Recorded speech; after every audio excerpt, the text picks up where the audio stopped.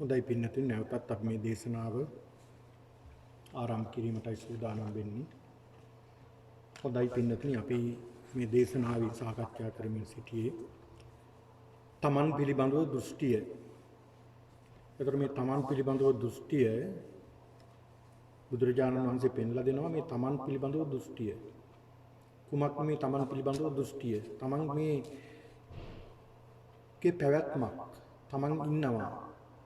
මේ මම මගේ මට කියලා දෘෂ්ටියක් ඇති කරගන්නවා අපි. ඒ දෘෂ්ටිය නිසා තමන් පවතිනවා කියලා තේරෙනවා. ඒ තේරෙන්නේ අපිට අවබෝධයක් නැති නිසා. ඒ අවබෝධයක් නැති නිසා මේ ගැන ගැඹුරු වැටහීමක් නැති නිසා තමන් පවතිනවා කියලා තේරෙනවා. නමුත් පින්නතුණි මෙතන පැවතීමක් නැහැ. පැවතීමක් අපිට පේන්නේ නැහැ. ඒ තරම් වේගින් මේ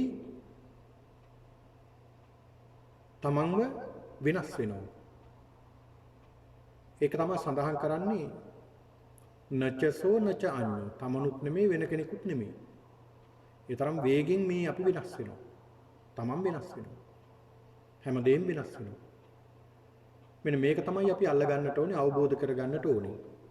ඒකනේ සඳහන් කරන්නේ ගලනා එක් ගඟක් දැකිය නොහැකිය දෙවරක්. දකින්නට දෙවරක් ලොවේ ජීවත් නොවේ කිසිවෙක්. ගලන එක ගඟක් දෙපාරක් දකින්නට බෑ. ඒ ගඟ මේ පැත්ත ඇරලා අනිත් පැත්ත බලනකොට ඒ ගඟ නෙමෙයි වෙන ගඟක්. ඒ කියන්නේ ඒ ජලය ගිහිල්ලා ඊළඟට එන ජලය තමයි අපිට පේන්නේ. දකින්නට දෙවරක් ලොවේ ජීවත් නොවේ කිසිවෙක්. දෙපාරක් දකින්න අපිවත් ජීවත් වෙන්නේ නැහැ. අපි ඊට වඩා වෙන වේගයෙන් වෙනස් වෙනවා. අන්න ඒකයි මෙතන සඳහන් කළේ. ඒතර මේ තමන් පිළිබඳව දෘෂ්ටිය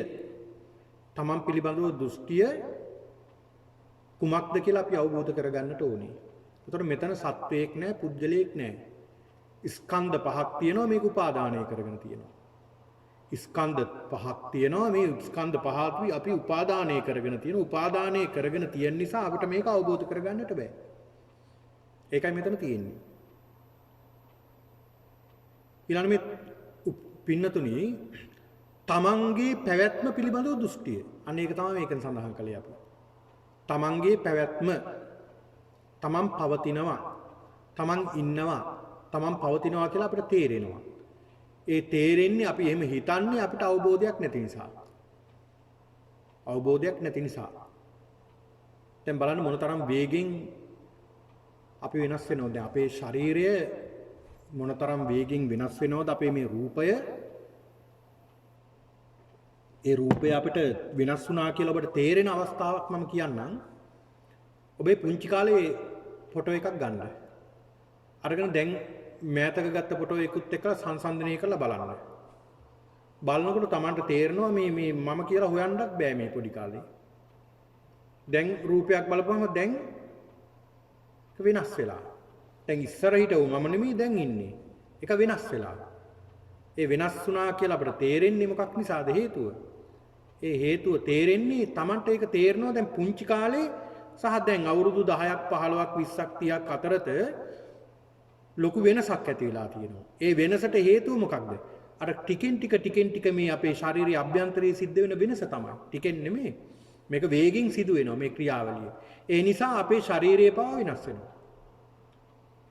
රූප කලාප වේගෙන් මෙරි උපදිනවා. ඒක සඳහන් වෙනවා පින්නතුනි. රූප කලාප දෙකක් මැරෙනකොට හතරක් උපදිනවා. හතරක් මැරෙනකොට අටක් උපදිනවා. අටක් මැරෙනකොට 16ක් උපදිනවා. 16ක් මැරෙනකොට 32ක් උපදිනවා. මේ විදිහට මැරෙන ප්‍රමාණයෙන් දෙගුණයක් උපදිනවා.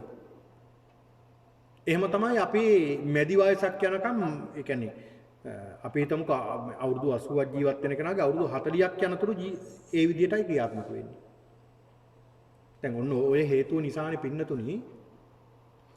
ඔර තවත් උදාහරණයක් මම සඳහන් කරන්න බලන්න පොඩි කාලේ තරුණ කාලේ පොඩි කාලේ අපිට ඕන දෙයක් කරන්න පුළුවන්. ඕනේ දෙයක් කන්න පුළුවන්.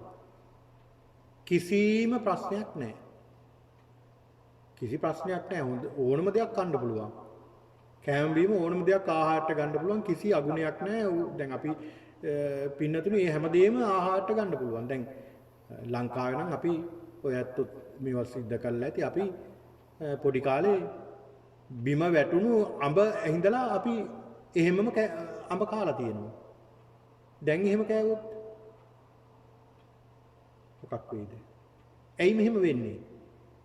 දැන් අපි පොඩි කාලේ එහෙම වෙන්නත් මැදි වයස පහු වෙනකොට මෙහෙම වෙන්නත් දැන් ඉස්සර එහෙම නෙමෙයි ඉස්සර දැන් අපි ඕනේ ආහාරයක් ගත්තා. හැබැයි දැන් අපි තල තුනා වෙනකොට අපි කෑම වලින් පරිස්සම් වෙනවා. මේ කෑම කන්න හොඳ නෑ මට. මේ කෑම හොඳයි. මේ කෑම නම් හොඳ නෑ. මේ කෑම හොඳයි. මේ කෑම ටිකක් අඩු කරන්න ඕන. සීනි කෑම දැන් අඩු කරන්න ඕන. ඇයි අපි එහෙම වෙන්නේ? ඒකට හේතුව තමයි වයසෙන් භාගයක් යනතුරු රූප කලාප වර්ධනයේ වේගන යනවා. එතනින් එහාට මොකද වෙන්නේ? ඒක අනිත් පැත්තට හැරෙනවා. 32ක් මැරෙනකොට 16යි උපදින්නේ. 16ක් මැරෙනකොට 8යි උපදින්නේ. 8ක් මැරෙනකොට 4යි උපදින්නේ. 4ක් මැරෙනකොට 2යි උපදින්නේ. මේ විදිහට කෙමෙන් අඩු වේගන යනවා. ඒ රූප කලාප උපදින ප්‍රමාණය අඩු වේගන යනවා. ඒකේ ශක්තිය නැති වේගන යනවා. ඒ ශක්තිය නැති වේගන යනකොට පින්නතුනි අන්න ශරීරයේ අඩපණ වෙනවා කියන්නේ ඒකයි. කලින් ඇහැ පෙනුණා දැන් ඇහැ ටික ටික පේන්නේ නැහැ. කලින් කන හොඳට ඇහුණා දැන් කන ඇහෙන්නේ නැහැ මගේ ටික ටික අඩුයි ඇහෙනවා. නාසයට හොඳට ගඳ සුවඳ දැනුණා ඉස්සර. දැන් ඉතින් නහයට ලං කළත් හරියට සුවඳක් ගඳක් අඳුර ගන්න බෑ. ඉස්සර හොඳට රසගුණ දැනුණා. දැන් ඉතින් මොනවා කෑවත් රසක් ගුණක් තේරෙන්නේ නැහැ. ඉස්සර ශරීරයට හොඳට ස්පර්ශ දැනුණා. දැන් ඉතින් අතපය ගලවගෙන ගියත් මට තේරෙන්නේ නැහැ.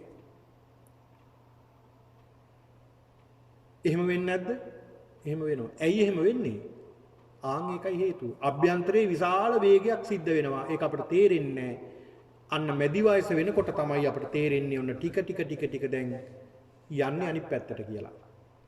යන්නේ අනිත් පැත්තට කියලා. ඒක තමයි හැටි. ඒතර අභ්‍යන්තරයේ මහ වේගයෙන් වෙනසක් සිද්ධ වෙනවා. ඒ සිද්ධ වෙන වේගය අපිට තේරෙන්නේ නැහැ. ඒ තේරෙන්නේ ශාරීරිකව යම් වෙනස්කම් ඇති වෙනකොට ලෙඩ වෙනකොට තමයි තේරෙන්නේ දැන් ටික මම පරල වේගන යනවා නේද කියලා. ඒ වේගය අපිට තේරෙන්නේ නැති නිසා. ඒ වේගයේ පින්නතුනි මහ වේගෙන් සිද්ධ වෙනවා මෙතන මේ සත්ත්ව පුද්ගල දැන් මේ තමන්ගේ පැවැත්ම හරි වේගෙන් සිද්ධ වෙනවා. උපාද තිතිබංග ඇති වෙනවා පවතිනෝ නැති වෙනවා ඇති වෙනවා පවතිනෝ නැති වෙනවා රූප කලාප ඇති වෙනවා පවතිනෝ නැති වෙනවා මේ රූප කලාප වල වේගය නිසා අපිට පේනවා පවතිනෝ කියලා. සත්‍යයක් පේනවා පුද්ගලයෙක් පේනවා එහෙම දෙයක් පවතිනවා කියලා තේරෙනවා. ඒ තේරෙන්නේ මොකද මේවා වේගය නිසා. ඒ වේගය නිසා ඉන්නවා කියලා තේරෙනවා. හැබැයි මේ වේගය දැක්ක පුද්ගලයා මෙතන සත්‍යයක් නැහැ පුද්ගලයෙක් නැහැ කියලා සංඥාව ඇති කරනවා. ඒතර සත්‍යයක් නැත්තම් පුද්ගලයෙක් නැත්තම් මෙතන අල්ලා ගැනීමක් තියනවද? අල්ලා ගැනීමකුත් නැහැ. ඇයි? වේගෙන් වෙනස් වෙනවා. දැන් තරහ රාගයක් ආවොත් රාගය අල්ලගන්න දෙයක් නැහැ එතන. ඇයි ඒ? විනාශ වෙලානේ. විනාශ වෙනවා. මෙතන සත්‍යයක් නැහැ, පුද්ගලයෙක් නැහැ. ඒක නිසා රාගය කියන කාරණාව ආවට පවතින තැනක් නැහැ. අවබෝධ වෙනවා. ද්වේෂයක් ආවොත් ද්වේෂයක් එනකොටම තේරෙනවා මෙතන සත්‍යයක් නැහැ, පුද්ගලයෙක් නැහැ. සත්‍යයක් පුද්ගලයෙක් නැත්තම් ද්වේෂයට පවතින කාරණාවකුත් නැහැ. ඒක නිසා ද්වේෂයක් ඇති වෙන්නේ නැහැ. මෝහයත් එහෙමයි. මොනතරම් හරි ගැඹුරක් මෙතන බුදුරජාණන් වහන්සේ පෙන්ලා දීලා තියෙනවද? මේ සත්ත්ව පුද්ගල සංඥාව කොහොමද අවබෝධ කරගන්නේ කියලා. ඊළඟ පින්නතුන් මේ රූපය ගැනයි මම සඳහන් කළේ. රූපය. Tamanගේ පැවැත්ම පිළිබඳව ඊළඟට Tamanගේ පැවැත්ම විතරක් නෙමෙයි අනුන්ගේ පැවැත්මත් අපි දකිනවා. ආයා ඉන්නවා. මගේ පුතා ඉන්නවා යා. දුව ඉන්නවා. මගේ සැමියා බිරිඳ ඉන්නවා කියලා මේ අනුන්ගේ පැවැත්මත් අපි අල්ල ගන්නවානේ. ඒතර එතන තියෙන්නේ මොකද්ද? පින්නතුනේ එතන තියෙන්නේ තෝකමයි. එතන තියෙන්නේ මේ පැවැත්මයි. උපාදිතී බංග. ඔන්න උත්පාදිතී බංග අපි ආත්ම වශයෙන් ගන්නවා. ආත්ම වශයෙන් ගන්න නිසා තමයි සංස්කාර ඇති වෙන්නේ. ඒ සංස්කාර තමයි අපි එකතු කරගන්නේ. ඒ සංස්කාර එකතු කරගන්නේ මොන වගේද? රාගයෙන් ද්වේෂයෙන්. රාග ද්වේෂ ඇති වෙන්නේ මොන වගේද? මෝහය නිසා. රාගය සමග මෝහය දෙනවා, ද්වේෂය සමග මෝහය දෙනවා. ඒක නිසා රාග ද්වේෂ මෝහ නිසා ඇති වෙන සංස්කාර. මේ සංස්කාර අපි එකතු කරගන්න නිසා අපිට කෙලෙස් ඇති වෙනවා. මේ ක්ලේශයන් නැති වෙන නිසා අපි මේ සසර පවතිනවා. මේ පවතින හින්දා දුක ඇති වෙනවා. ඒ දුක නිසා ජරා මරණ ශෝක පරිදේව දුක්ඛ දෝමනස්ස මේවා ඇති වෙනවා. ඒක නිසා සසර පැවැත්මක් ඇති වෙනවා. ඒ සසර පැවැත්ම ඇති වෙන්න නිසා සසරේ අපි ගමන් කරනවා. ඒ ගමන් කරන නිසා මේක ඉවරයක් නෑ. ඒක නිසා ලෞකික தත්ත්වයට අපිපත් වෙලා තියෙනවා. ලෝකයික ලෞකික නැත්නම් ලෝකෙට ඇලිලා මේකෙන් ගැලවීමක් නෑ. ආන්ගේ ගැලවීමයි අපි මේ හොයන්නේ. ඒ ගැලවීමයි හොයන්නේ. ඒතකොට මේ රූපය ඔන්න දැන් කෙටියෙන් සාකච්ඡා කළා මේ පින්නතුන කියලා දුන රූපේ පිළිබඳව. ඊළාට රූප ස්කන්ධය. ඊළාට වේදනා. මේ වේදනා ස්කන්ධය පිළිබඳව මේ පින්නතුන්ට වේදනා පිළිබඳව ඉතාමත් ගැඹුරින් මම කියලා දෙන්නම් මේ සතිපට්ඨාන භාවනා වැඩසටහනේදී. අදත් මම කියලා දෙනවා මේ පින්නතුන් අපි කතා කරමු මේ වේදනා. පින්නතුන් වේදනාව දැන් වේදනාවක්. මොනවද මේ වේදනාව? දැන් අපි බලමු අපි වර්ග කරන්න කලින් අපි බලමු වේදනාව මොකක්ද කියලා. වේදනාව දැන් සෑහෙන වෙලාවක් ඉඳගෙන ඉඳලා පොඩි ඉන්ටර්වල් එකක් මේ පින්නතුන්ට ලැබුණා විවේක කාලයක්. ගිලම්පස ටිකක් එහෙම වළඳලා වෙහෙස නිවාගෙන එහෙනම් දැන් ආයෙ පටන් ගමු මේ වැඩසටහන කියලා ඔන්න වාඩි වුණා ඔය ඇත්තෝ. දැන් ඔය ඇත්තෝ මේ විවේක කාලේ එනකම් බලාගෙන හිටියේ ගිලම්පස ටිකක් වළඳන්න නේ. ගිලම්පස ටිකක් වළඳන්න තමයි ලැහැත්තියෙන් හිටියේ. ඔය ඇත්තෝ මහන්සිය නිසා. මහන්සියක් ඇති පහසු ඇති එක දිගටම වාඩි වෙලා ඉඳලා. ඉතින් ඒකට හේතුව මොකක්ද? ඒක දුක තමයි ඉතින් හේතුව. ඒක දිගටම මේ අපිට ක්‍රියාපවත්ව ගන්න බෑ. ඒතකොට පින්නතුණි දැන් අපි මේ වේදනාව දැන් අපිට එන වේදනාව අපි බලමු මොනවද මේ වේදනාව කියලා. දැන් ඉඳගෙන ඉන්නවා. ඉඳගෙන ඉන්නකොට දැන් මට එන වේදනාව. දැන් ඔය ඇත්තෝ දැන් ඒකනේ මම සඳහන් කළේ ඔය ඇත්තන්ගෙම ඔය ඇත්තෝ අහලා බලන්න. දැන් මම මගෙන් අහලා බලනවා. දැන් මගෙන් අහන්න මම බලනවා මගෙන් මොනවද මට එන වේදනාව. දැන් මම වාඩි වෙලා ඉන්නවා. වාඩිලා ඉන්නකොට කොන්ද ටිකක් රිදෙන නිසා මම පොඩ්ඩක් හේතු වෙලා ඉන්නවා. රිදෙනවා. අන්න කොන්ද රිදෙනවා. රිදෙනවා කියපුවාම මොන වේදනාවක්ද? ඒක රිදෙනවා අමාරුයි ඒක. ඒක ටිකක් වේදනා සහිතයි. මොන වේදනාවක්ද ඒක? දුක්ඛ වේදනාවක්. ඒක දුකයි මට. තරමක් දුකයි. ඔව්. ඒ දුක්ඛ වේදනාව නිසා මම පොඩ්ඩක් දැන් හේතු වෙලා ඉන්නවා. ඔව්. ඊළඟ මට එක දිගටම මට පින්නතුනේ එක දිගටම S2 අරගෙන ඉන්න බෑ. දැන් මේ මං ගැනයි මම මේ කියන්නේ. ඔය ඇත්ත ගැනත් ඔයාලා ඉතින් විමසන්න. ඒක තමයි තමා තුළින්ම තමයි විමසලා බලන්න. ඒතකොට තමයි මේක හොඳට අවබෝධ කරගන්න පුළුවන්. දැන් එක දිගටම මට මේ S2 අරගෙන ඉන්න බෑ. ඒක නිසා මම S පිල්ලම් ගන්නවා. S අරගෙන මේ හිටියොත් ඒක වේදන. දැන් විනාඩියක් විතර මෙහෙම S2 S පිල්ලම් ගහන්න නැතුව මෙහෙම ඉඳලා බලන්න. ඔහොම හිටපුවාම හරි අමාරුයි. ටිකක් ඉඳලා බලන්නකෝ. එතකොට එන්නේ මොන වේදනාවක්ද? එතකොටත් එන්නේ දුක් වේදනාවක්. එතකොට එන්නේ දුක් වේදන. ඒ දුක් වේදනාව නිසා අපි මොකද? ඒ දුක් වේදනාව නැති කරගන්නේ ක්‍රියාව වෙනස් කරනවා නේ. ඒ ක්‍රියාව වෙනස් කරනවා. දැන් මම මේ මෙහෙම හිටපු නිසා කොන්ද රිදුණා. ඒක නිසා මම චුට්ටක් ඇලවුණා. චුට්ටක් හේතු වුණා. ඒක නිසා ඔන්න අර දුක් වේදනාව තරමක් නැති කරගන්නට මම පොඩ්ඩක් හේතු වුණා. දැන් මෙහෙම හේතු වෙලා ඉන්නේ. දැන් එතකොට මේ දුක් වේදනාව ටිකක් ඔන්න පහ වෙලා ගිහිල්ලා තියෙනවා. ඒක නිසා දැන් මම හේතුන් වෙලා ඉන්නවද? නෑ. හේතුන් වෙලා ඉන්නේ නෑ. හේතු වෙලාම හිටියොත් මොකද වෙන්නේ? ඒකත් මොකද වෙන්නේ? දැන් ඒකත් දුක් වේදනාවක් නේ. දැන් හේතුණා සැපයි කියලානේ. දැන් පින්නතින් සැපයි කියලා තමයි දැන් මෙහෙම ඉන්න එක දැන් කොන්ද රිදුන් ටිකක් රිදෙන්න නිසා මෙහෙම හේතුණා. හේතුණාම මොකද වෙන්නේ? දැන් සැපයි. කලින් දුකයි මේ ඉරියව්ව. ඒ ඉරියව්ව මාරු කරගත්ත දැන් මම හේතුණා. හේතු වුණාට පස්සේ දැන් ඔන්න ටිකක් සැපයක් තියෙනවා. ඒ සැපේ දැන් ඔන්න තියාගෙන ඉන්නවා මම. ඔන්න ඉතින් පැයක් හේතු වෙලා ඉන්නවා, දෙකක් හේතු වෙලා තුනක් හේතු වෙලා ඉන්නවා. ඊට පස්සේ මොකද වෙන්නේ?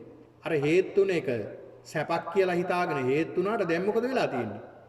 දැන් ආයෙත් ඒ ක්‍රියාවම දැන් අපි සැපයි කියලා හිතාගත්ත ක්‍රියාව මොකද වෙලා තියෙන්නේ? සැපයි කියලා හිතාගත්ත ක්‍රියාව දුකයි. ඒ ක්‍රියාව දුකකට පෙරලිලා. දැන් මම සැපයි කියලානේ හේතුනේ. දැන් මම පස්සේ කිව්වද ටික වෙලා පැය දෙකක් ඉන්නකොට කිව්වද මම දැන් මට මේ හේතු වෙලා ඉන්න එක දුක් වේදනාවක් වේවා කියලා ප්‍රාර්ථනා කළාද? දුක් වේදනාවක්ම වේවා දුක් වේදනාවක්ම වේවා දුකෙන්ද කියලා මම එන්න කිව්වද? නෑ. එහෙනම් දුක ආවා. ආවේ ආරාධනාවකින්ද? නෑ ආරාධනාවකින් නෙවෙයි අනාරාධනාවකින්.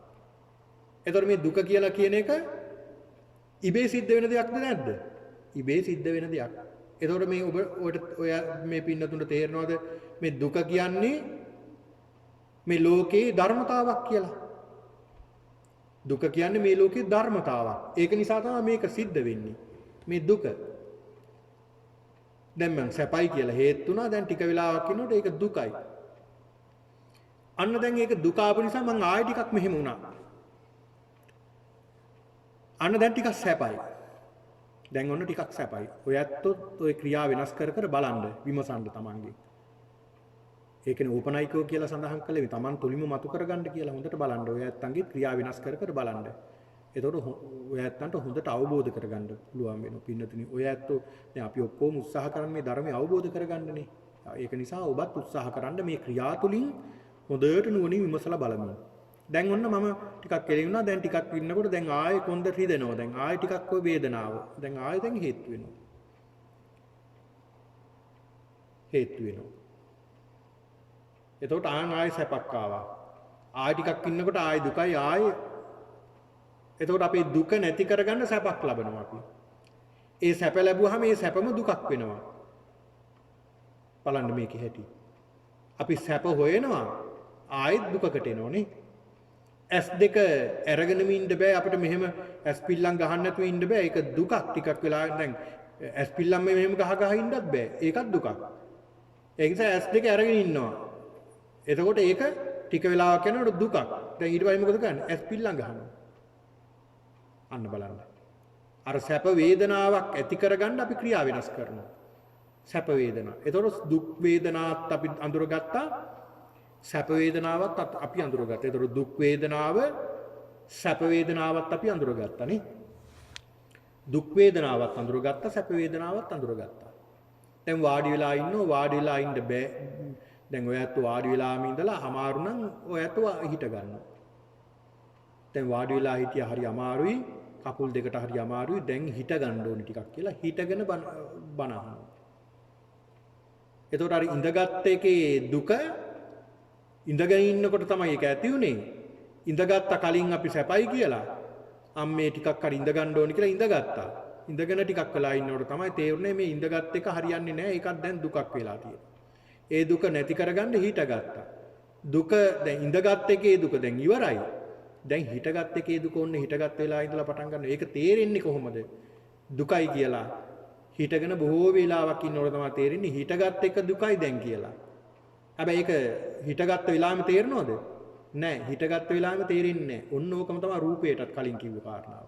ඒක වෙනස් වෙනකොට තේරෙන්නේ නෑ වේගයේ නිසා. කාලයක් යනකොටනේ අපිට තේරෙන්නේ. ඒ කාලයක් යනකොට තමයි තේරෙන්නේ. බොහෝ කාලයක් යනකොට තමයි තේරෙන්නේ මේක දුකයි කියලා. දැන් මේක වෙනස් වෙලා තියෙනවා කියලා. දැන් ක්‍රියාව බලනකොට ක්‍රියාව සැපක් කියලා හිතනවා. ඒ සැප කියලා හිතුවට ඒ සැපේ මොකද වෙලා තියෙන්නේ දුකක් බවට පත් වෙලා. ඉඳගත්තා සැපයි කියලා. සැපයි කියලා ඉඳගත්තා. ඒ සැපේ ඉඳගත් වෙලා ඉඳලා ඔන්න දැන් ඒ දුක පටන් ගත්තා. ක්‍රියාවක් ආරම්භ වුණේ කොයි වෙලාවද? ඒ මොහොතේ ඉඳලා දුක ආරම්භ වෙනවා. ඒ මොහොතේ ඉඳලා දුක ආරම්භ වෙනවා. දුක වැඩි වෙලා ඉඳලා දුක උස්සන්න වුණාම තමයි ඔන්න තමන් ආයෙ නැගිටින්නේ. නැගිට්ට සැපයි කියලා ඔන්න ඉඳගත් එකේ දුක ඉවරයි. නැගිට එකේ දුක ඔන්න ආයෙ පටන් ගත්තා. නැගිටලා හිටගෙන හිටියා සෑහෙන වෙලාවක් දැන් ඒක දුකයි ආයෙ ඉඳගත්තා. හිටගත් එකේ දුක ඉවරයි දැන් ආයෙ පටන් ගත්තා ඉඳගත් එකේ දුක. ඒක නිසා දැන් ඉඳගෙන හිටියා සෑහෙන වෙලාව ඒකත් දුකයි දැන් ඇවිදින්න පටන් ගන්නවා. ඇවිද්දා. ඇවිදින එකත් දුකයි ඊට පස්සේ ආයෙ චුට්ටක් වෙහෙස නිවා ගන්න ඔන්න බලන්නකෝ අපේ ක්‍රියාවන්ගේ සිද්ධ වෙන හැටි. සැප වේදනා එනවා දුක් වේදනා. දැන් අපි අඳුරගත්ත පින්නතුනි සැප වේදනා. සැප වේදනා අඳුරගත්ත. අපි තවත් මේක ටිකක් අපි කතා කරමු. අපි මෙහෙම බලමු. දැන් ලස්සන රූපයක් පේනවා. දැන් ලස්සන රූපයක් දකින්න පාරේ යනකොට ලස්සන රූපයක් දකින්න. දැන් ඔයත්තන්ගේ දිහා බලන්න ඔයත්තන්ගේ ජීවිත දිහාම ටිකක් කල්පනා කරලා බලන්නකෝ. දැන් තමන්ගේ ස්වාමියා තමන්ගේ බිරිඳ හම්බුන හැටි දැක්ක පාරේදී නැත්තම් කොහෙන් හරි දැක්කා. දැක්කට පස්සේ ඇති වුණා කැමැත්තක්. අනේ මෙයා මගේ කරගන්න තියෙනවා නම් මෙයත් එක්කලා යාළු වෙන්න තියෙනවා නම් කසාද බඳින්න තියෙනවා නම් ගිහලා කතා කරන්න ඕනේ කියලා ඔන්න දවසක් දෙකක් තුනක් දැක්කට පස්සේ කැමැත්තක් ඇති වුණා. කැමැත්තක් ඇති වුණාට පස්සේ මොකද වුනේ? ගිහිල්ලා කතා කළා. බණීද දන්නෙත් නැහැ කියලා ගිහලා කතා කළා. කතා කළා දෙන්න කතා බහ කරලා අඳුරගත්තා. අඳුරගත්තා. දැන් මේ රූපෙට කැමති වුණා. බොහොම සැපයි මේ රූපේ කියලා අපි හිතාගත්තා. සැපයි කියලා. ඔන්න කසාදත් බැන්දා. බැන්ද දවස් ඉඳලා මොකද වෙන්නේ? ඕන් එතන ඉඳලා තමයි තේරෙන්න ගන්න මේක දුකයි කියලා. එතන ඉඳලා තේරෙන්න ගන්නවා දුකයි කියලා. අන්න සැප රූපයක් දැක්කා ඒ සැප රූපේ අල්ල ගන්න යනවා. ඒ අල්ලගත්තට පස්සේ ඔන්න එතන ඉඳලා දුක හට ගන්නවා. අන්න ඊට පස්සේ කල්පනා අනේ මේ මිනිස්සයා බැන්දට වැඩියේ හොඳයි නිකා හිටියානම්. අනේ කසාද බඳින්න නැතුව ඉන්න තිබ්බනම් මට කොච්චර හොඳද? මේක මහා දුකක් නේ. මම හිතුවේ නෑනේ ඒ කාලේ තේරුණෙත් නෑනේ මට. ඒ කාලේ තේරුමක් තිබ්බේ නෑනේ මේව තේරුම් කරලා දෙන්න කෙනෙක් තිබ්බෙත් නෑනේ. හිටියෙත් නෑනේ. ඒක නිසා ඉතින් දැන් මොනව කරන්නද? බැඳගත්ත බෙරේ ඉතින් මේක ඇදගෙන යන්න එපා. ඉතින් මොනව කරන්නද දැන්? දරුවෝ හින්දා හරි ජීවත් වෙනවා කියලා ඕම් මොකද වෙන්නේ? අර දුක තුලම ජීවත් වෙන්න ඉතින් පටන් ගන්නවා. ඒ තුලම ජීවත් වෙනවා. ඇහෙන් රූපයක් දැක්ක. අපි හිතමු මේ ඇහෙන් රූපයක් දැකලා අල්ලගත්ත අපරාගයෙන්. ඒ රාගෙන් අල්ලගෙන ඒ රූපේ ලබා ගන්න යනවා. ඒ රූපේ අත්පත් කරගන්න ලබා ගන්න යනකොට බාධක එනවා. ඊට පස්සේ මොකද කරන්නේ? ඒ බාධක ජය ගන්නවා. බාධක හරස් වෙන සියලු දේ විනාශ කරන්න බලනවා තමන්ගේ ඉලක්කයට යනකොට. ආන් එතන මොකක්ද ඇති වෙන්නේ? එතනත් දුකක්. ද්වේෂයක් සමග දුකක් ඇති වෙලා තියෙනවා. ද්වේෂය කියන්නේ දුකක්. අන්න එතකොට එතන දුකක් ඇතිලා. එහෙන් ඒ කනින් නාසයෙන් දිවෙන් ශරීරයෙන් බලන්න මොනතරම් අපි වේදනාව විඳිනවද? එහෙන් සැප වේදනා දුක් වේදනා. කනින් සැප වේදනා දුක් වේදනා. නාසයෙන් දිවෙන් ශරීරයෙන් සැප වේදනා දුක් වේදනා. එතකොට අපි සැප වේදනා වලට ඇලෙනවා, දුක් වේදනා වලට ගැටෙනවා. සැප වේදනා වලට ඇලෙනවා, දුක් වේදනා වලට ගැටෙනවා. අන්න ඇලීම තුල තියෙන්නේ මොකද්ද? රාගයයි, තෘෂ්ණාවයි, ගැටීම තුල තියෙන්නේ ද්වේෂයයි. ඇලීම සහ ගැටීම දෙකම හැටගන්නේ මොකක් නිසාද? මුලාව නිසා. අන්න මෝහය එතන තියෙනවා. දැන් තේරෙනවද ඔය ඇත්තන්ට මේ කාරණාවේ තියෙන බරපතලකම? අපි මොනතරම් මේ සසරට බැඳිලා තියෙනවද කියලා. දැන් මේක අවබෝධ කරගත්තේ නැති නිසානේ අපි මේ සසර මෙච්චර කාලයක් ඇවිද්දේ. මේක දන්නේ නැති නිසා අවබෝධයක් නැති නිසා තමයි අපි මේ සසරේ ඇවිද්දේ. මේ තරම් කාලයක් ඇවිදගෙන ආවේ මේක තේරෙන්නේ නැහැ. මොකද ආත්ම දෘෂ්ටියෙන් වැහිලා. මේ මගේ ආත්මයයි. මම ඉන්නවා, මම පවතිනවා කියන චේතනාව ඇති කරගන්නවා. ඒ ඇති කරගත්තාම මෙතනින් මිදෙන්න බැරුව යනවා. ඒ මිදෙන්න බැරුව ගියාම මේ අල්ල ගැනීම නිසා තව තැනක උපදිනවා. එතකොට මේ උපදින නිසා තමයි මේ දුක හැම දෙයක්ම හටගන්නේ. අන්න බලන්න. එතකොට දැන් අපි අඳුරගත්ත සැප වේදනා සහ දුක් වේදනා. සැප වේදනාවට ඇලෙනවා, දුක් වේදනාවට ගැටෙනවා. සැප වේදනාවට ඇලෙනවා, දුක් වේදනාවට ගැටෙනවා. එතකොට මේ සැප වේදනාවට ඇලෙනවා කියලා කියන්නේ, දුක් වේදනාවට ගැටෙනවා කියන්නේ ඒ දෙක තුලම තියෙන මුලාව. මුලා වුණ නිසා තමයි ඇලුනේත්, මුලා වුණ නිසා තමයි ගැටුනේත්. ඒකනේ කියන්නේ අනේ මම මුලා වුණානේ මේ මිනිස්සගේ රූපේ දැකලා. එහෙම කියනෝනේ. ද්වේෂයක් අටගත්තාම අනේ මම නොමග ගියානේ ඒකනේ මම මේ අපරාධ කළේ. එතකොට මුලාව, මෝහය, රාග ද්වේෂ මෝහ. එතකොට පින්නතුන් දැන් අපි අඳුරගත්ත මේ සැප වේදනාව, දුක් වේදනාව. එතකොට මධ්‍යස්ථ වේදනා කියලා දෙකුත් තියෙනවා. මධ්‍යස්ථ වේදනා. මොනවද මේ මධ්‍යස්ථ වේදනා? මධ්‍යස්ථ වේදනා. දැන් සැප වේදනා, දුක් වේදනා වලට මැදින් අදුක්කම අසුඛ වේදනා මේවට කියන්නේ. අදුක්කම අසුඛ වේදනා පින්නතුනි ඒ වේදනා අපිට සැපකුත් නැහැ දුකකුත් නැහැ. සැපකුත් නැහැ දුකකුත් නැහැ. මධ්‍යස්ථයි. ඒ වේදනාව. ඒ මධ්‍යස්ථ වේදනාව මොනවද? දැන් ඔය ඇත්තන්ගෙන් ඔය ඇත්ත උදාහරණ ගන්න මගෙන් මං උදාහරණ ගන්නවා.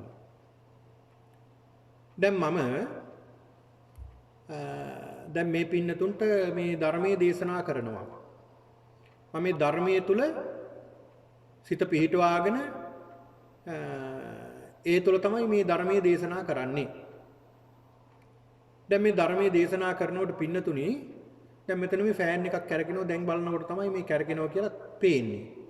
කලිනුත් දැක්ක නමුත් ඒක අල්ලගත්තේ නෑ මම. දැන් ඔන්න දැන් ෆෑන් එකක් කැරකෙනවා මෙතන. ෆෑන් එකක් තියෙනවා ඒක ක්‍රියාත්මක වෙනවා කැරකෙනවා සුළඟක් එනවා කියලා. දැන් ඒකට කලින් මම දැනගත්තද? දැන් කලින් මම දැනගත්තේ නෑ. කලින් දන්නවා මම. හැබැයි කලින් මේක මම අල්ලගත්තද නෑ. දැන් අල්ලගත්තේ නෑ කලින්. ඇයි අල්ලගත්තේ නැත්තේ? ඒකට ඇලිලා තිබ්බේ නෑ. ඒකට ගැටුණාද එහෙමනම්? නෑ ගැටලා තිබ්බෙත් නෑ. ඇලුනෙත් නෑ ගැටුනෙත් නෑ මධ්‍යස්ථයි. ඒක තිබ්බේ නැද්ද එතකොට මෙතන? ඒක තිබ්බා. ඒක ක්‍රියාත්මකත් වුණා. හැබැයි මම ඒක තදින් අල්ලගත්තේ නෑ. ඒකට තදින් ගැටුනෙත් නෑ. ඇලුනෙත් නෑ ගැටුනේ. දැන් ඔය ඇත්තොත් ඔය ඇත්තන්ගේ ජීවිතෙන් ඔය මොහොතේ ඔබ උදාහරණ ගන්න. ඔබටත් උදාහරණ ගන්න පුළුවන් ඔය උදාහරණ. දැන් මට පේන්නේ නැද්ද මේවා පේනවා. හැබැයි මම අල්ල ගන්නවද? නෑ. ඔය ඇත්තන්ටත් ඔය ඇත්ත ඔය ගෙවල් වල තියෙන ඒවා පේනවා. හැබැයි ඔබ අල්ල ගන්නවද? දැන් ඔබ පාඩි වෙලා ඉන්න තැනට පේනවා ඇති ඔබේ රූප වාහිනිය, ඊළඟ ගුවන් විදුලිය යන්ත්‍රය, ඊට පස්සේ අනිත් ෆෑන්, අනිත් දේවල් ඔබට පේනවා. ඒ පෙනුනට ඔබ ඒක අල්ල ගත්තොත් විතරයි සැප වේදනාව වෙන්නේ. ඒකලා ගැටුනොත් විතරයි දුක් වේදනාවක් වෙන්නේ. ඒ සැප වේදනාවක් දුක් වේදනාවක් නැතු ඒවා පේනවා. හැබැයි අල්ලගන්නේ නැති වේදනාව එනවා. ආන් ඒවට කියනවා අදුක්කම අසුඛ. අදුක්කම අසුඛ. අදුක්කම අසුඛ වේදනා. දැන් අපි හිතමු මේ ෆෑන් එක මෙතන ඕෆ් කරලා තියෙනවා. මේ ෆෑන් එක ඕෆ් කරලායි තියෙන්නේ මෙතන. දැන් ටික වෙලාවක් දැන් මම මෙතන ධර්මයේ දේශනා කර ඉන්නවා. දැන් ඕෆ් කරලානේ ෆෑන් එක තියෙන්නේ. ඒක නිසා දැන් මට එච්චර ගාණක් නැහැ. ඒක අදුක්කම අසුඛ වේදනාවක්. හැබැයි අනිත් දේවල් දැන් මම මේ සාකච්ඡා කරගෙන යනවා, ධර්මයේ දේශනා කරගෙන යනවා. ටික වෙලාවක් යනකොට මට දැන් ඔන්න දාඩිය දානවා. දාඩිය දානකොට මට මතක් වෙනවා මොකද්ද? ෆෑන් එක දාලා නැහනේ. ෆෑන් එක දාගත්තා නම් කියලා ඔන්න ගැටෙනවා ඒත් එක්කලා නේ. ඒක දාගන්න තිබ්බනම් අනේ දාගන්න බැරුව ගියානේ කියලා හිතනවා. අන්න එතකොට ඒක මං අල්ලගෙන නේ. එතකොට මං ඒක අල්ලගෙන. එතකොට සැප වේදනා, දුක් වේදනා, මධ්‍යස්ථ වේදනා. එතකොට අපි පින්නතුණි සමහර දේවල් අපි දකිනවා අපි අල්ලගන්නෙත් නැහැ ගැටෙන්නෙත් නැහැ ඒත් එක්කලා. ඒවට කියනවා අදුක්කම අසුඛ. දැන් අපිට අවට දේවල් තියෙනවා. ඒ අවට දේවල් අපි දකින දේවල් අපි අල්ලගන්න ආකාරය අනුව තමයි ඇලෙන්නේ හෝ ගැටෙන්නේ. ඒ ඇලෙන්නේ ගැටෙන්නේ නැති අපි දකින දේවල් ඒව තමයි මධ්‍යස්ථ දේවල්. මධ්‍යස්ථ වේදනා. සැප වේදනා, දුක් වේදනා, මධ්‍යස්ථ වේදනා. ඔන වේදනාව. වේදනාව පින්නතුනි ඒක තමයි වේදනාව ඔබ තරමක් දුරට අවබෝධ කරගන්නට ඇති. අපි මේ වේදනා ස්කන්ධය පිළිබඳවත් මේ පින්නතුන්ට මම හිතනවා දැන්ට ප්‍රමාණවත්. අපි ඉදිරියට භාවනා වැඩසටහනේ තව ටිකක් ගැඹුරින් වේදනාවන් වර්ග මොනවද? වේදනා චෛතසික මොනවද? වේදනාවන් කොහොමද සිද්ධ වෙන්නේ? වේදනාව ඇති වෙන්නේ කොහොමද කියලා අපි තව ටිකක් ගැඹුරින් මේ පින්නතුන්ට මම කියලා දෙන්නම්. ඊළඟ සංඥා ස්කන්ධය. අන්න වේදනාවක් දැනුණා, වේදනාවක් දැනනකොට ඇතුලේ ක්‍රියාත්මක වෙන ක්‍රමයක් තියෙනවා. ප්‍රොසෙස් එකක් තියෙනවා. මේ ප්‍රොසෙස් එකේ එක දෙයක් තමයි සංඥාව. සංඥාව. දැන් අපි හිතමු මෙහෙම උදාහරණයක් විදියට ඇහෙන් රූපයක් දකිනවා. රූපේ දැකලා ඒ රූපේ සැපද දුකද කියලා විමර්ශනය කරනවා. විමර්ශනය කරනවත් එක්කලම සංඥාවක් යනවා අඳුර ගන්නවා සංඥා කියලා කියන්නේ. ඒ රූපය දැක්කම මම අඳුර ගන්නවා මෙයා අහවල් කෙනා. මෙයාගේ නම මේක. මෙයාගේ වාසගම මේක. මෙයාගේ අම්මා මෙයා, තාත්තා මෙයා. මෙයාට දරුවෝ මෙච්චරක් ඉන්නවා. බිරිඳගේ නම මේක. මෙයා වැඩ කරන්නේ අහවල් තැන. මෙයා ලංකාවේ අහවල් ප්‍රදේශයේ. මෙයාගේ උස මෙච්චරයි. මෙයාගේ මහත මෙච්චරයි. මෙයාගේ කොණ්ඩේ මෙහෙම. මුහුණ පිටලා තියෙන්නේ මෙහෙම. මෙයා අඳින ඇඳුම් මෙහෙම. අන්න සියල්ලම එන්නේ නැද්ද? සියල්ලම එනවා. සියල්ල එන්නේ කොහොමද? සංඥා. සංඥා තිබ්බද කලින්? තිබ්බා. දැන් දාගත්තේවද නැහැ? දැන් දාගත්තේ නැහැ. කලින් තිබ්බේවා. සංඥා අලුතින් ආපුව නෙමෙයි කලින් දාගත්තේවා තමයි මේ එළියට එන්නේ. කලින් දාගෙන තිබුණ සංඥා. කලින් දාගෙන තිබුණ සංඥා ඕන් දැන් අපි එළියට දැම්මා. එයා දකින්නකොටම අන්න අඳුරගෙන සංඥා එනවා එළියට. සංඥා ස්කන්ධයකට කියනවා. කියන්නේ අපි අඳුර ගන්නවා. දැන් මේ ෆෑන් එක මේක අඳුර ගන්නවා. මේ ෆෑන් එකක් මේක. මේක ෆෑන් එකක් කියලා අඳුර ගන්නවා. දැන් මේ වගේ මේ තව ෆෑන් එක වගේම තියෙනවා AC මැෂින් තියෙනවනේ. දැන් ඒකයි මේකයි අඳුර ගන්න බෑනේ. දැන් මේක කලින් මම දැකලා තියෙන නිසා මම දන්නවා මේක මේ අහවල් දෙය කියලා මම අඳුර ගන්නවා. අන්න සංඥාවක් අපි ඇති කරගෙන තියෙනවා. සංඥාවක් ඇති කරගෙන තියෙනවා. මුලින් දැකපු දේ අපි දාගන්නේ කොහොමද? ඒ දාගන්න විදිහට තමයි අපි පස්සේ මේක ගොඩනගා ගන්න. පස්සේ මේ සංඥා ගොඩනගා ගන්න අන්නේ දාගන්න ක්‍රමයට. දාගන්න ක්‍රමයට තමයි අපි මේක ගොඩනගා ගන්න. සංඥා ස්කන්ධය කියන්නේ ඒක. සංඥාව. අපි අඳුර ගන්නවා. දැන් බලන්න ඔය සංඥා පින්නතුනි. සංඥා ස්කන්ධය. දැන් ඔය සංඥා සමහර සංඥා තියෙනවා. අපිට සංඥාව දැම්මට එන්න පරක් වෙයි සමහර සංඥා. අපි දානවා දැම්මට ඒක එන්නේ නැහැ ඉක්මනට. අපිට ඕන වේගෙන් එන්නේ නැහැ සමහර සංඥා. එහෙම ඒවා නැද්ද? තියෙනවා. උදාහරණයක් කිව්වොත් මෙහෙම.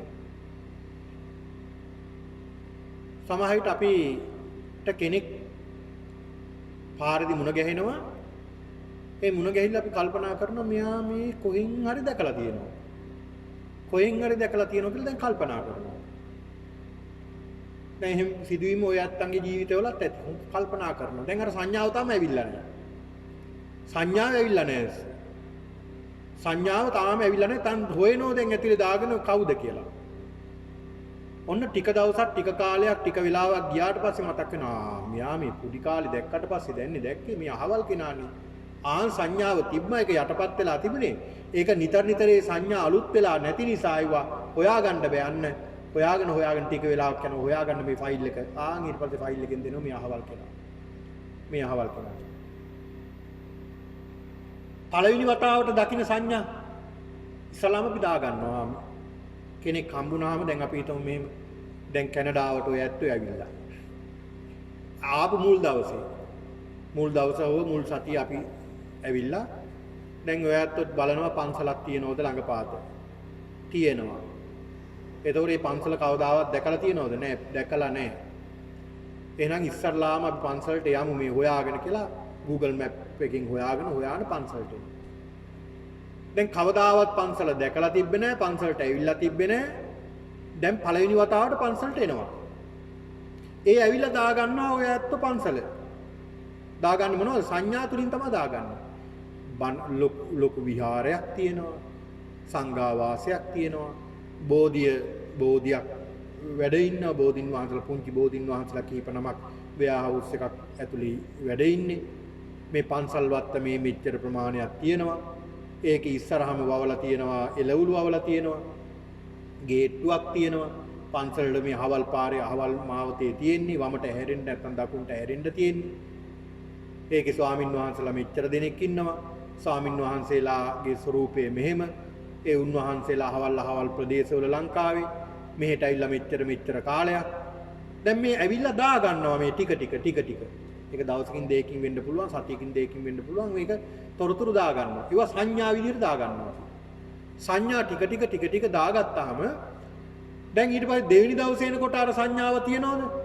දැන් පළවෙනි දවසේ නෑ. දැන් හුරුයි ටිකක්. ඇයි? පළවෙනි දවසේ ඇවිල්ලා හුරුයිනේ. අර සංඥා දාගෙන තියෙන දැන් දන්නව එන පාරක්. එන පාරක් දන්නවනේ. පළවෙනි වතාවට තමයි මේ සංඥාව දාගන්න ඕනේ. දැම්මට පස්සේ ඇතුලේ ඒ සංඥාව ක්‍රියාත්මක වෙනවා. දැන් ඇවිල්ලා දැන් කවුරුවත් දන්නේ නැහැ. ඔයාලා බලනවා ලංකාවේ අය කවුරුවත් හම්බුනේත් නැහැ, ඉන්නවද දන්නේ නැහැ මේ ලංකාවේ අය. කියලා බලනකොට ඔන්න හම්බෙනව පින්නතුයි ලංකාවේ කෙනෙක් පන්සලට ඇවිල්ලා. නැත්තම් වෙන කොහෙන් හරි හම්බෙනව ලංකාවේ කෙනෙක් කතා කරනවා. ඔයා කොහෙද? මම අහවල් ගියා ලංකාවේ. මම මෙහි. ඔයා කොහෙද දැන් මෙහි ඉන්නේ? මං අහවල් තැන්නේ ගෙදර තියෙන්නේ. ඔයා කොහෙද? මම අහවල් තැන. එතකොට ඔයා බැඳලාද දරුවෝ ඉන්නවද? ඔන්න විස්තර ඔක්කොම ඔබ දාගන්නවා. ඒ දාගෙන එයාගේ ස්වරූපේ සියල්ල දාගන්න ඕනේ. දැන් දෙවෙනි වතාවට දකින්නකොට අඳුර ගන්න බැයිද? අඳුර ගන්න පුළුවන්. පළවෙනි වතාවට අඳුරගත්තද නැහැ? පළවෙනි වතාවට අඳුරගත්තේ නැහැ. දෙවෙනි වතාවේ අන්න දෙවෙනි වතාවේ ඉඳලා අඳුර ගන්න පුළුවන්. ඇයි ඒ? පළවෙනි වතාවේ දාගත්තයි සංඥාව.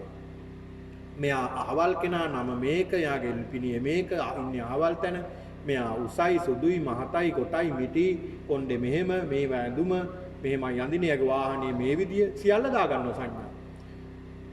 ඒ සංඥා දාගත්තට පස්සේ සංඥා තමයි ඇතුලේ ක්‍රියාත්මක වෙන්නේ.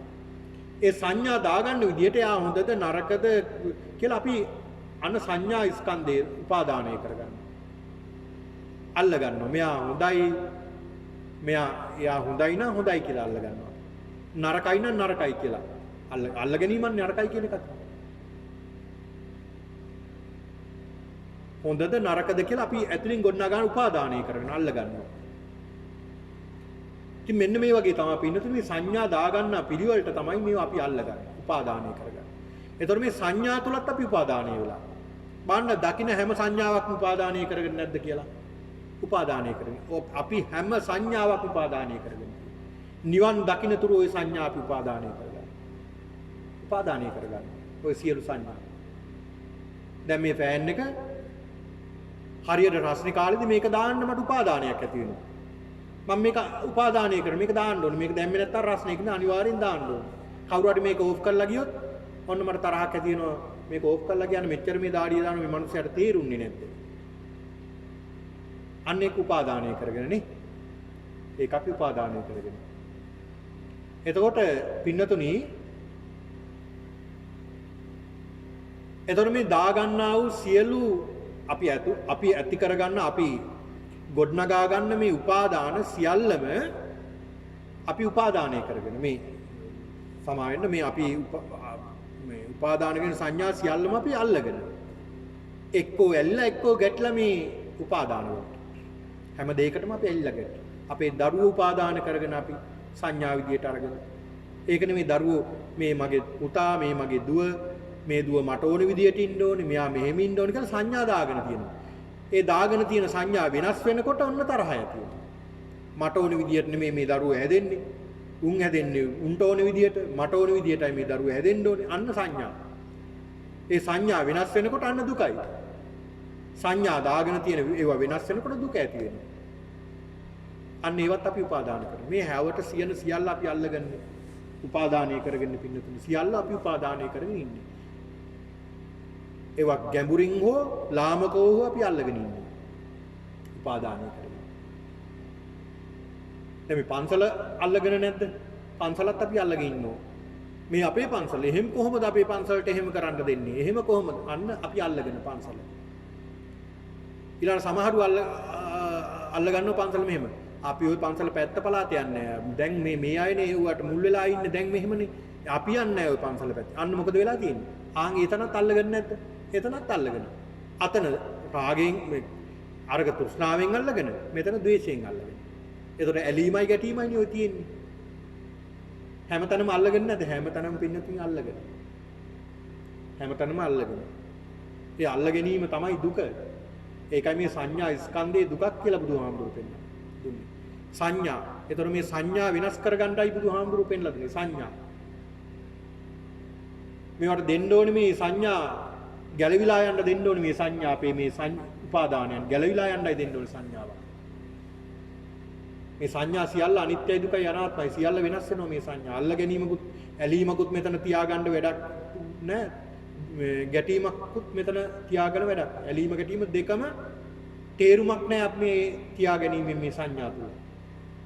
ඇලෙන්නත් එපා ගැටෙන්නත් එපා. සංඥා.